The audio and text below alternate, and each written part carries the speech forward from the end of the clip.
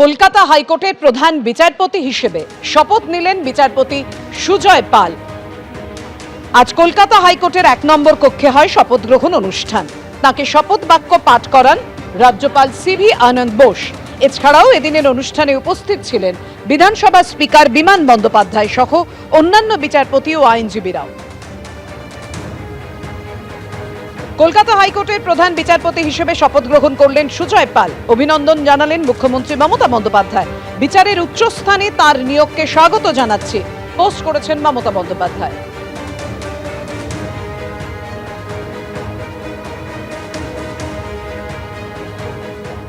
আজকে chief justice হিসেবে কলকাতায় মাননীয় জাস্টিস সুজয় পাল যে দায়িত্বভার গ্রহণ করেছেন, আমি তাকে অনেক অভিনন্দন জানাচ্ছি। হুমায়ুন কবিরের ব্রিগেডের সভা বাতিল করা হয়েছে।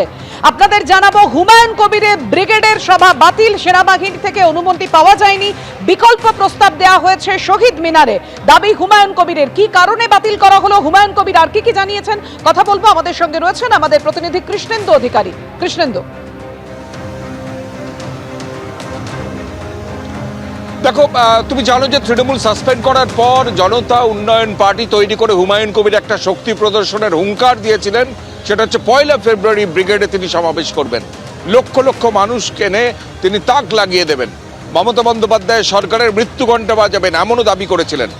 আজকে সেই হুমায়ুন কবির ঘোষণা করলেন যে ব্রিগেডে তার এই সভা হচ্ছে না।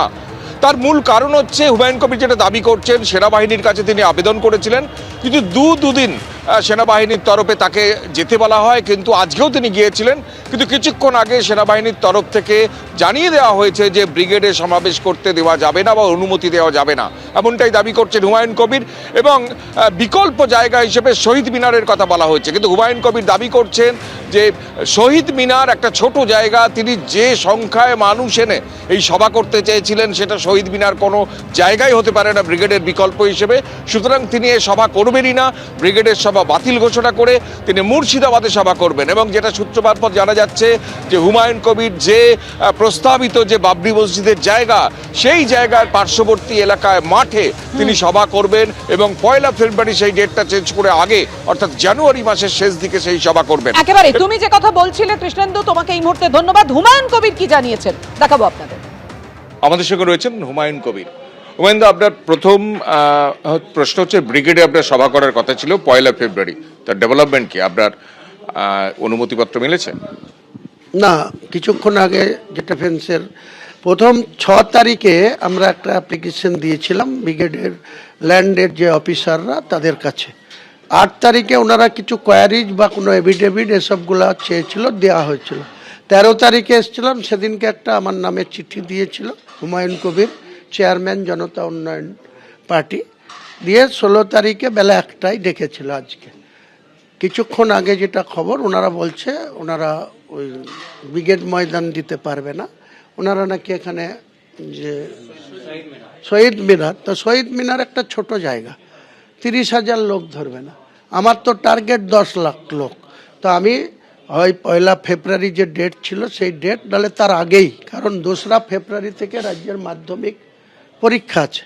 আমি 2-3 দিনের মধ্যেই আমার যে ল্যান্ডে হবে সেই ল্যান্ডের এনওসি নিয়ে জানুয়ারি মাসের লাস্টের দিকেই, সে 28শে জানুয়ারি হতে পারে, 30শে হতে পারে, 31 হতে পারে, আমি একটা 10 লক্ষ লোকের জমায়েত করে তৃণমূল সরকারের মৃত্যু ঘণ্টা বাজাবো মুর্শিদাবাদ থেকে। ঐতিহাসিক মুর্শিদাবাদ থেকেই তাদের অপসারণ করা, ক্ষমতাচ্যুত করার ঘণ্টা বাজাবো। ওই সভা কি মুর্শিদাবাদে হবে? হ্যাঁ, কি করব? আমাকে ল্যান্ড না দেয়, আমাকে ওই 30,000 লোকের ল্যান্ড নিয়ে, আমি তো মুর্শিদাবাদে গতকাল হরিয়ারপাড়ায় 30,000 লোক নিয়ে মিটিং করেছি।